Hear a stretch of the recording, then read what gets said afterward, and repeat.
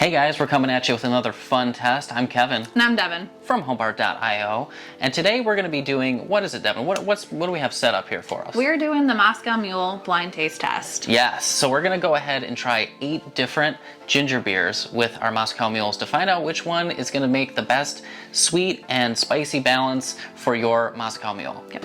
So what do we have for contestants today? Yeah, so for contestants we have the Kroger brand, we have Bundaberg, we have Barritts, we have Reed's, Saranac, we have Fever Tree, Goslings, and Topo Chico. So we have 8 contestants for you guys today, and we'll see how, hopefully a lot of these are available in your area. I would imagine that at least some of them are. Some of them like Kroger, I don't know, Kroger is a regional chain, that kind of thing. I think it's Midwest. Midwest chain, yeah. So, I mean, obviously not all of them are going to be available, but some of them. So hopefully this is useful to you guys. So yeah, we're just going to use the same recipe for each one of our Moscow Mules, and we're just going to use everything as controlled as possible. So we're going to control the amount of stirs, the amount of ice, all that stuff. So we'll show you all that in our process and procedure as we go forward. So yeah, I mean, really that's the whole shebang. Yeah, right? That's it. Cool. All right, well, let's get to testing. All right, let's get started. Alrighty. We ran this test similar to how we've run our other blind taste tests in the past, where we assign a letter to each contestant, this time from A to H, and put corresponding stickers on the bottom of each contestant's mule mug. We then ensure that the recipe is the same, including the same amount of stirs and as close as possible with equal ice, so we can assure the same level of dilution in each cocktail. When ready to taste, I shuffle up the cocktails while Devin leaves the room, and vice versa, so we have no clue what order the cocktails are in. We then taste each one, write down our notes, and then share our findings with each other to come up with a final ranking. Now that we have tasted all of them, here are the results. Number 8, Reed's. This one had funk all over the place, was pretty darn bitter, and gave off a bit of an apple juice note to us. Unfortunately, we felt like this did not complement the flavors of the Moscow Mule in the ways we tend to enjoy, so that distinction put Reed's in last place. Number 7, Topo Chico. As big fans of Topo Chico, this was a toughie to put in the 7th spot, but the sheer amount of ginger spice tended to overpower the sweet notes in the cocktail, which we felt threw off the balance. Ginger spice dominated, which left this one sitting near the back of the pack. Number 6, Kroger. Kroger is where we started to see a positive shift of good, decent balance. Kroger's tended to be a bit muted and faded more easily with dilution. It was decent, but just not enough to keep it in the top half of contestants.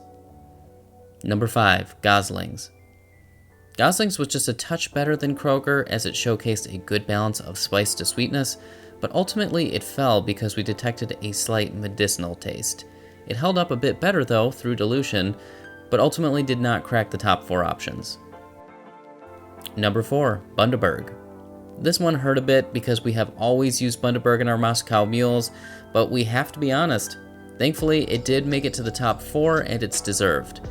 The balance is great with a slight advantage going too sweet and had some staying power, but ultimately started to fade faster than some of the others that ranked ahead of it.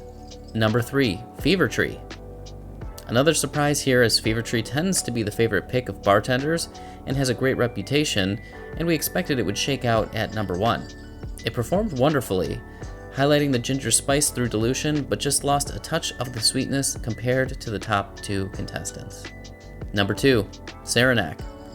A mostly unknown for us, Saranac surprised our taste buds with a great balance of sweet and spicy, with an ever-present ginger bite even through a good amount of dilution.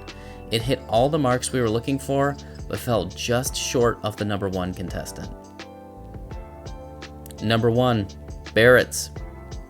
And the winner is Barritts. Another unknown to us, Barritts did an excellent job with both the sweetness and the spiciness shining through a leisurely sip of the cocktail. Whereas the majority of contestants would lose either the sweet or the spice, or both, through dilution, Barritts stood strong through the melting process and brought great flavor. All right, so there you have it, folks. Barritts. Number 1. Didn't expect that, did you? I did not.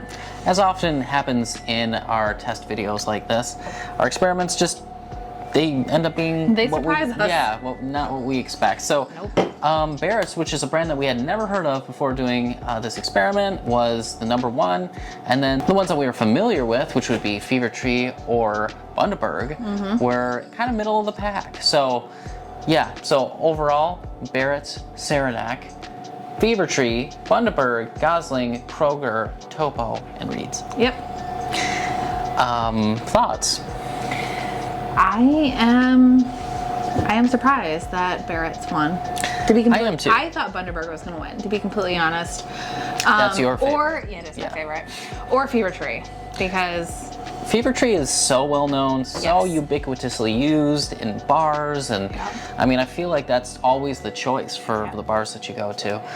So Bundaberg is also pretty popular, and it's worth mentioning that those are both are made with cane sugar. Yep. And I think there's a couple others maybe in the mix there that are made with cane sugar too.